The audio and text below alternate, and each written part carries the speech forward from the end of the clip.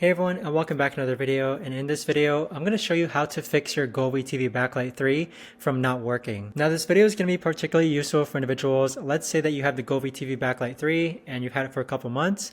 Why is it not working? Now this video is going to be short, sweet, and simple, guys. There's not going to be a lot of steps involved. But the way that I fixed mine, and the first thing that I tried, is that first you're going to unplug your Govee TV Backlight 3 from the wall socket for about 10 minutes. Afterwards, replug it back in and then see if the issue persists. Now, if you're still running into an issue, the next thing that you want to do is that you want to go ahead and plug your Govee TV Backlight 3 in and then get the control box, which looks like this, and you want to press this button right here. You want to hold this button down and then press the middle button 4 times.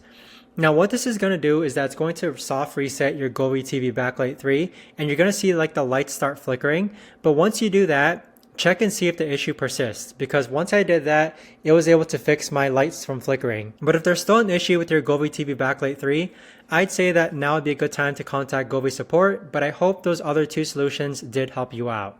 But that right there, guys, is the best and easiest way that I know of to actually go ahead and fix your Govee TV Backlight 3. If you guys know of a better or easier way to actually fix it, let me know in the comments down below. I would love to know. Thanks so much for watching, everyone, and I'll see you guys all in the next video.